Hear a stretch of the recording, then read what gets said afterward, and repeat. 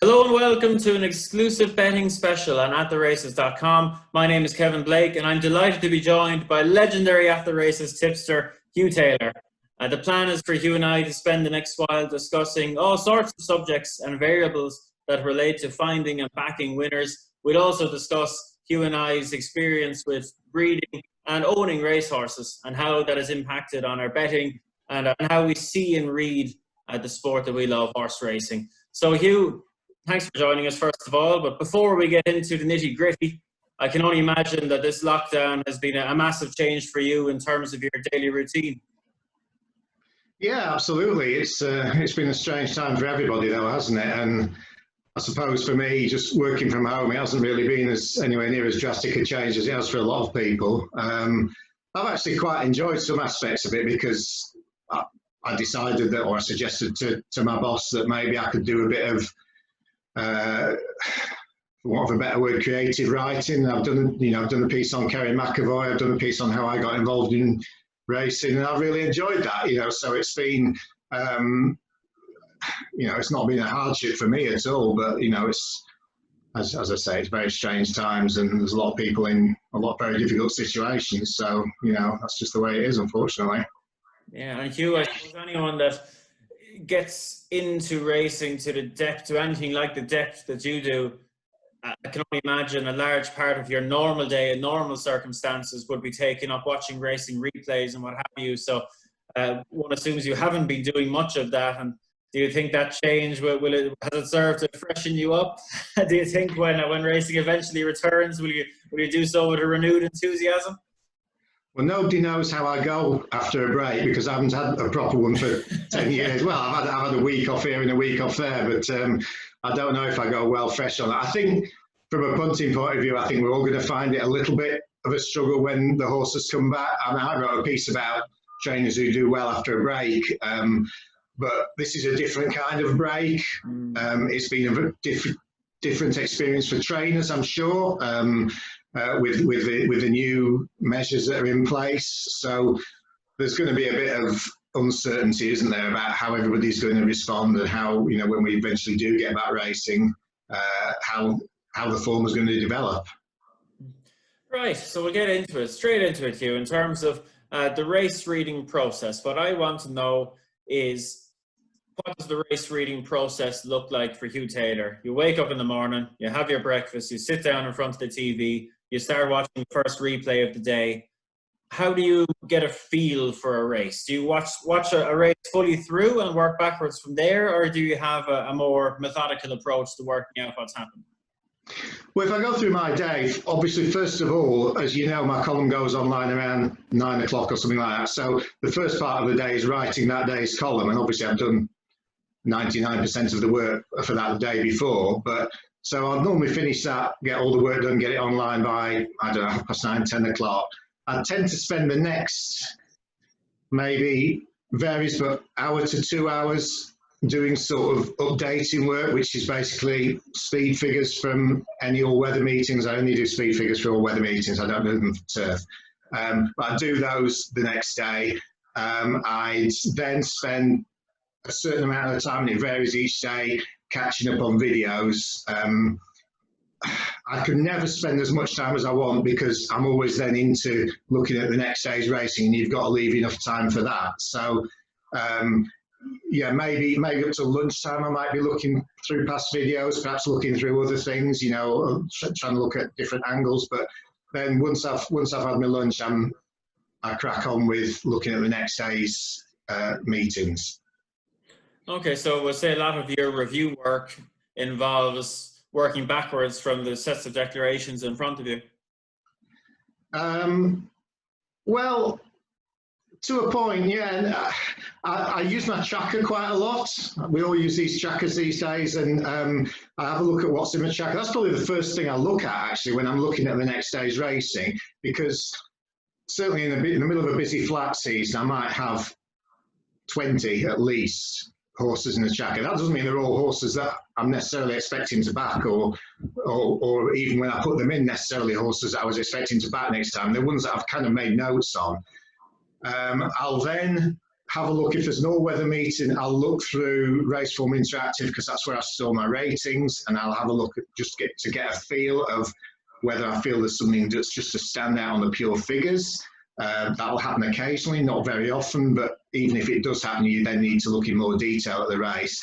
I'll then look at time form for a variety of reasons. I'll look at certainly the races that I've got horses in the checkers in. I'll have a look at those. I'll have a look at what they say about the opposition in case there's something I've missed on one of the opponents. I'll look at what they're saying about pace because they've got a fairly easy to scan pace map. And I'll try and then work out a number of races that I'm interested in looking at that I think I might find something in. So there'll be a few races, say there's 3 meetings each day. So say there's 20 races, I might rule out 7 or 8 races fairly quickly in that I don't like the shape of them. It might be a novice race where I think there's an obvious odds-on favourite who I don't really think is opposable, or a race that just looks too difficult. So I'll try and get it down to a manageable level. But what I'm aware of at this time, bear in mind this is probably 1 o'clock in the afternoon I'm starting to do this. I know that betting is going to open at 4 o'clock that afternoon, but I won't be doing my column until 9 o'clock the following day, and therefore I need to have lots of options. I can't just home in on 3 races and try and find 3 horses I'm interested in, because probably 3/4 of the horses that I find get smashed in the betting anyway. So I'm basically keeping quite a wide base on the day before in my form preparation, because I have to try and keep my options open as much as possible. And you've mentioned, Hugh, what strikes me is, what must be one of the biggest difficulties that anyone in your position has dealing with British racing, in that there's just so much of it. You mentioned there, you never seem to have enough time to do as much as you'd like to do, and I assume that that's purely a volume issue. It is, and I don't know how anybody really, I'm paid full time basically to study racing, and I can't possibly keep on top of it. So I know there are some punters and tipsters who work in teams, and I can completely understand why they would do that, because the division of labour can then help out to a degree like that. But you just have to be fairly ruthless and cut down on what you're going to study in each particular day. And I mean, for instance, when I'm going through videos, there are certain courses that I just don't bother with, because experience tells me I'm not going to find anything, or I'm less likely to find something that's going to throw up some horses I'm interested in the future. Conversely, there are certain tracks where I always make sure I review those races, because there's quite often going to be something that I'm going to use in the future. And then when it comes to watching the races themselves, Hugh, are you going into every race that you have in mind to review with an open mind, and that any one horse in that race could potentially be on your radar afterwards? Or are you going in with specific hopes, maybe a horse that caught your eye the time before and you want to see how they developed from run to run, we'll say, or how they progressed, or what more you can learn about them? Basically what I'm saying is, are you watching every horse in every race as best you can?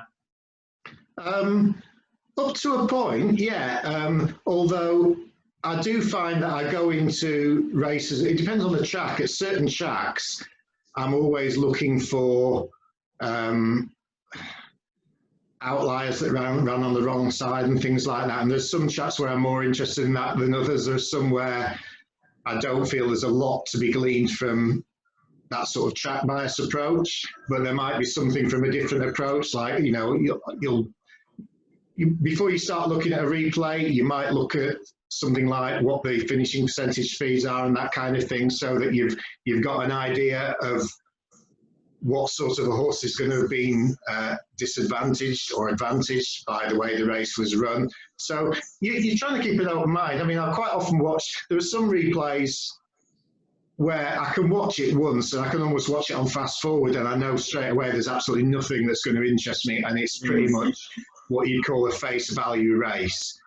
Small fields or ones where it's run at a true pace and none of the horses ever change places and that sort of thing. You can watch those once and you can just move on. And there are certain races, like with the chats I said before, I don't spend a lot of time watching replays of sellers, for instance. Maybe the odd one where I think there might be something interesting that comes up, but You try and keep an eye on every horse, yes, because you're trying to spot something that other people haven't, and that's really hard these days. It's chances are, if you spot something that's fairly obvious, lots and lots of other people will have spotted it. Okay, so by the sounds of it, in terms of a general theory, and I know we don't like generalize too much, but you will set out to try and establish the shape of a race, and in your mind, what should have happened, we'll say, with regard to draw, with regard to position, or any other variables that might be in the mix. And I assume you're trying to find horses that have done well in light of what was expected or wasn't expected of them because of those factors. Yeah, I mean, if you look back through my columns over the years, the one phrase that I'm afraid I've repeated over and over, because I can't think of a better way of putting it, is shape better than the bare result. You know, it's a cliche, but that's what I've always looked for in terms of trying to find horses that might be overpriced. And that continues to be the way. You're trying to find something that the betting market doesn't know about the horse, and that's it's not the only way by any means, but that's one of the ways to find out. Finding a horse that's run better than its finishing position or the distance it's beaten suggests. And I know in my own mind, I know my approach wouldn't be too dissimilar, but I know I would always be more excited about spotting one that's done well and has been going backwards at the line, rather than one that's done well and is hitting the line.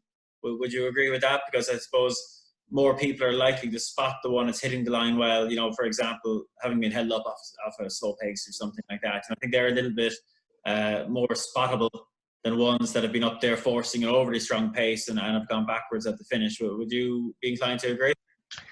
Yes, I do. I think that traditionally, if you went back 20 years, people were looking at eye catchers and spotting eye catchers. It was always a fast finisher.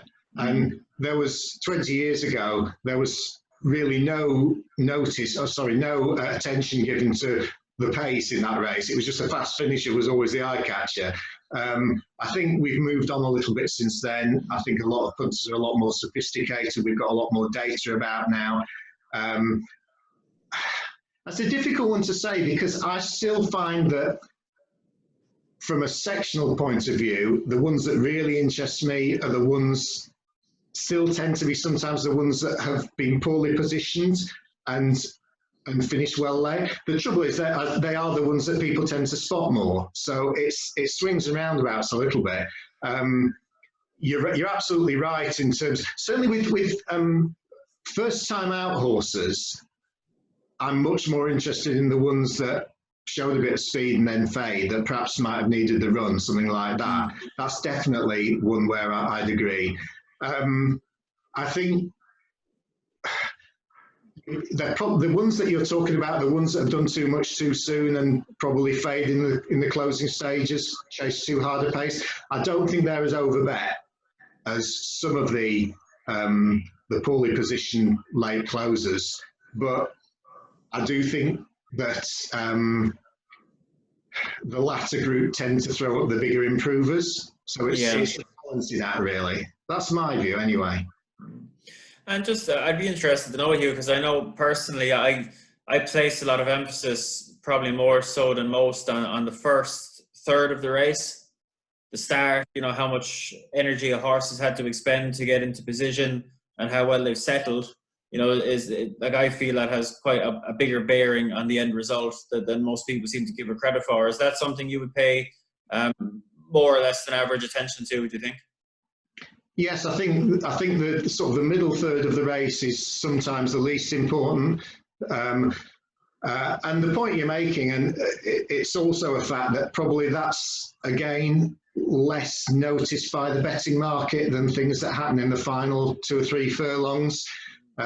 Certainly I pay strong attention to horses that over race in the early stages, particularly if they're out wide. That's a bit of an angle that the market has really caught up with in the last few years, I would say, certainly in this country anyway. I don't know if it's the case in Ireland. I'm not sure, you know, places like Dundalk, I'm not sure.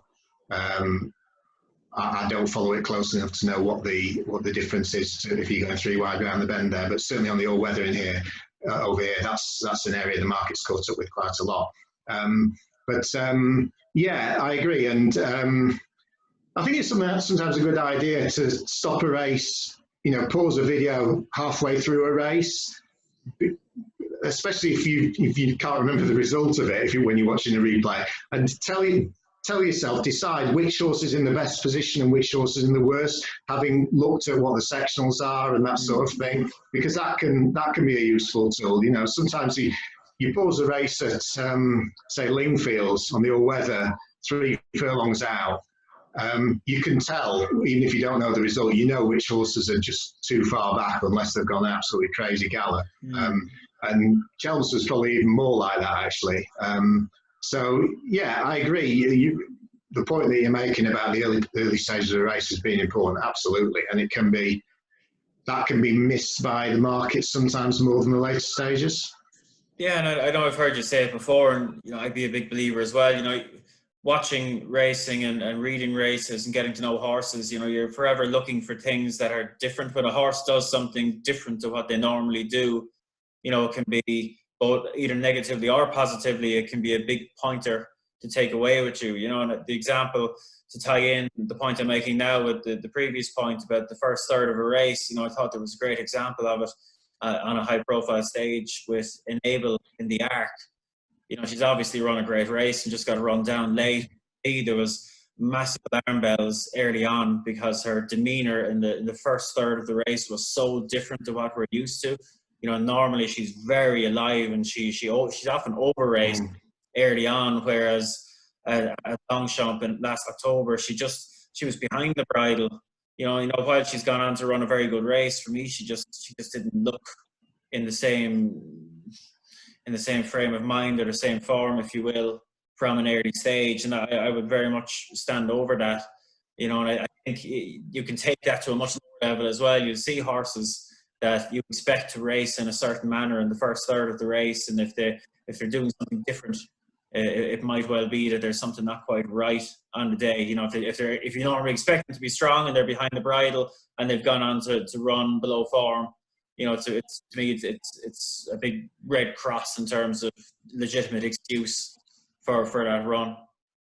On a similar theme, I think this can sometimes be a betting opportunity if a front runner misses the break, because if you've got an habitual front runner who misses a break, what quite often happens is that the jockey who is he's either being instructed or he's just assumed that he's going to ride the horse in the exact same way he always has. What can sometimes happen is that they frantically try and make up the ground. And of course, that's in a lot of cases, unless there's no pace, that's the worst thing you can do, because you're then trying to take on horses that are already going fast from a negative start, and you're burning up your energy too much in the early stages. And if it's a horse that you then go back and you check, does this horse quite often miss the break? If it doesn't, and it's just been a one-off, then there's every chance the horse is going to break better next time and leave that form behind. So, yeah, it's always interesting watching a jockey on the front runner who's missed the break, the reaction, and whether they actually settle for the position and decide to just ride a race, or whether they just become not obsessed, but they decide that the jockey decides they have to, they're on the front runner, the instructions and the expectation is that they make the running, let's get up there. And it's often interesting to watch how different jockeys react.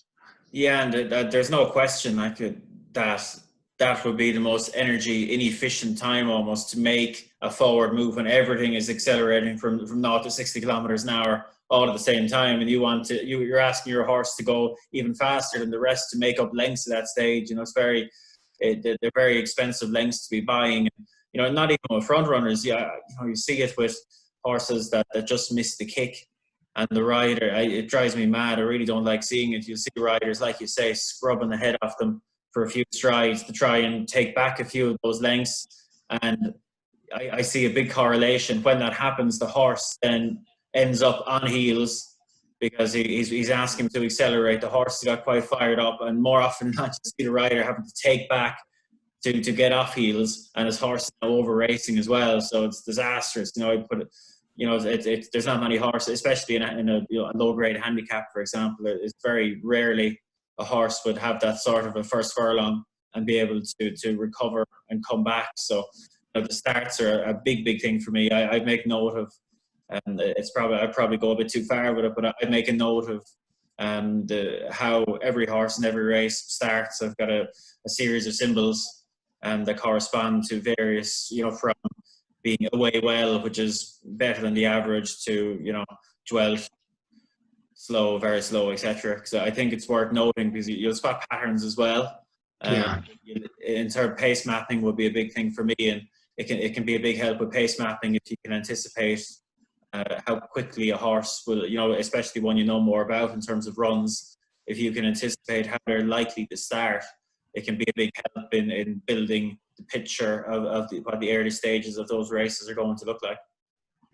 Another thing that I think is worth noting is if you're backing in a maiden or a novice event, and you're backing a horse that's already got some experience, it's maybe run once or twice, I'm actually not unhappy if it's drawn wide. I'm talking about more on the all-weather chaps now, where they're going around the bends, but I'm generally not that unhappy if it's drawn a bit wide, because if it does slightly miss the break, it's got more options. The horse, he can use a bit of petrol up, but it's in relative terms, because in a maiden or a novice, there's going to be a lot of dead wood in there that is just going to drop back towards the rear in the early stages. And it always seems much easier, because of the big disparity in ability and experience, for a horse that's drawn wide to get a good position. And you can usually, if you've got a horse that's got experience in a race with not many, even if it's drawn 10 or 11, it can usually get at least no more than one off the rail in the early stages in a good position. Yeah, I think you'll see the same thing in big races too. I always get the impression Frankie Dettori would much rather be drawn wider than lower in a lot of those big races, because you'll see him, he'll jump from the gates, and he'll just sit out there for a little while, for a furlong. And just, these races often have pacemakers in them, and he'll just sit and assess and wait before he commits to a position. Whereas if you're drawn low, you have to make your decision much quicker, because if you want to go forward and you don't, someone else is going to be in your spot, and all of a sudden you're too far back. But while there is a risk of getting trapped wide when you're doing a Frankie, if you will, I think he's particularly good at it, and he'll just hang out there for a furlong before slotting. And like, I'd agree, in maidens and races with less experienced horses, the same thing happens for different reasons, I suppose. Like you say, bigger disparity in abilities, and in those races with lots of inexperienced horses, you get plenty that just won't start quickly and won't get into their stride quickly, and as a result, the field is a little bit more spread out after a furlong or so. In every sport, isn't it the case that the real top class performers are the ones who are able to do things as late as possible? You think of cricket and all sorts of other sports and it's the same with Dettori. You're absolutely right in terms of where he positions himself out on the track, and he just waits and he picks his moment to slot in. You've got to be a confident jockey to do that, because if you end up being 3 wide throughout, you look a bit silly, don't you, if it doesn't work out. And there's probably a fair degree of homework gone into it as well, in terms of, the jockeys these days, they've all got people advising, or the top jockeys have got people giving them advice on the best way to ride a race, and where the pace is. I know when I was working for Kevin, that was part of my job. I was supposed to tell him that, but he always knew it anyway. He'd ring me up, and I'd be saying to him, well, pace, and he'd rattle off the 2 or 3 that were going to be making the running. I'm sure that most of the top jockeys, especially in the big races, I'm not talking about if they're just going for riding in the Class 6 handicap, but for the better races, they'll have done their homework, and they'll know where the pace is, and where they'll have then worked out where the gaps to slot in are likely to be. Will there be 2 going on, and then the rest are all mid-division types, or are there a couple more that tend to chase the leaders, race prominently, in which case it might be a bit more difficult. If you've done your homework like that, you can help yourself and have an advantage beforehand in knowing where you're likely to be able to slot in. Yeah, and then when you get to the very, very highest level, you get all sorts of bluffs and double bluffs, and so when you have a Ballydoyle with a few different pacemakers, and they're just thinking another couple of levels deeper, and we've seen some fantastically tactical races over the years. I was only watching one back. I'd forgotten about how enthralling it was. It was the Eclipse that Not Now Cato won, coming across to the near side. The early stages of that race are absolutely fantastic. Authorised had a pacemaker that's shot forward, and Ballydoyle had 2 pacemakers in there for George Washington. They've initially shot forward and then taken right back and left the authorised pacemaker ignored all by himself. He's an absolute no-hoper on form. Meanwhile, the 2 Ballydoyle horses have dropped back to the main body of the field and dictated, presumably, to play to George Washington's speed and take away the stamina test authorised. You know, so again, that's deeper thinking again. But just on the subject, Hugh, of the importance of jockeys, we can broaden it out a little bit to the importance of trainers. You know, would you find yourself studying not just trainer form, you know, which is quite well established, but trainer patterns? You know, do you try to get to know certain trainers and what to expect from them in terms of how they campaign their horses and what they might be thinking? Absolutely. I think that's probably the single most significant way that you've got to approach trainers. Trainers, it's a bit like jockeys. It's no use just knowing who. I mean, people will often say to me, it's probably one of the most often questions that I get asked most often on Twitter: why have you tipped horse X because it's ridden by jockey Y who's not very good, and you should stick to the top jockeys? And you know, my answer to that is, well, if you look at the Jockeys Championship every year and look at the top 10, they're nearly all showing a huge level stakes loss. So, you're basically still looking for value. And generally, in my opinion, the top jockeys, their ability is built into the horse's price. Going back to your question, yeah, absolutely. Knowing your trainers and knowing what their habits are, what their patterns are, what their strengths are, how their horses tend to run in different situations, which trainers tend to have flurries of form, which trainers improve a lot from the first run. Well, most of them improve a lot for the first run, but it's the degrees to which they do so, and the context. Do they improve when the horse has almost been beaten out of sight sometimes? You know, there's some trainers like that. So yeah, absolutely, yeah, that's one of the keys to understanding the game. I think understanding what different trainers' habits are. Yeah, you know, I think I'm a big believer in that now, and I always love playing that angle and studying that angle, because I think trainers, again, it's generalization, but trainers tend to be creatures of habit, and you can find some surprisingly robust patterns if you go looking for them. You know, just to give 2 small examples, in Ireland, Pat Flynn, you'll generally find, will have very few winners in the first couple of months of the season. Harry Rogers, the same.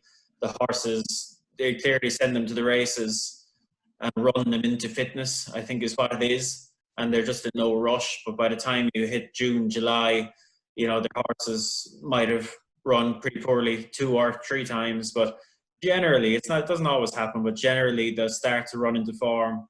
And, you know, everyone will tell you, oh, they're out of form at the minute, they haven't had a winner for 6 months. But you know what, you're guided by the past to know what to expect. And finding little patterns like that and little tendencies, I find can be quite useful. Yeah, definitely. I'm trying to think of an example. I've always thought of Tony Carroll as a trainer who can go through quite long spells of just fairly ordinary form, and then he'll suddenly, to be fair, this winter he had a cracking winter on the all-weather, and he just kept on churning out winners. But he's tended to be a trainer who, once he hits a bit of form, he's going to have a flurry of winners, and then perhaps you won't see so many for a few months after that. There's lots of trainers with little, not quirks like that, but little habits like that. And yeah, if you can identify them. The trouble is these days, because lots and lots of people, I say the trouble, databases have become more sophisticated and more people have got them now. So more people are aware of these kind of things. There's a lot more awareness about this kind of thing than there was even 10 years ago. So you perhaps need to dig that bit deeper to find them. Well, Hugh, we're off and running. We've spoken about some of the theories and some of the thoughts behind how you read racing and how you go about your study, and getting to the next stage, which we're going to talk about, which is hopefully backing winners. So please join us again for part 2 of this AtTheRaces.com betting special.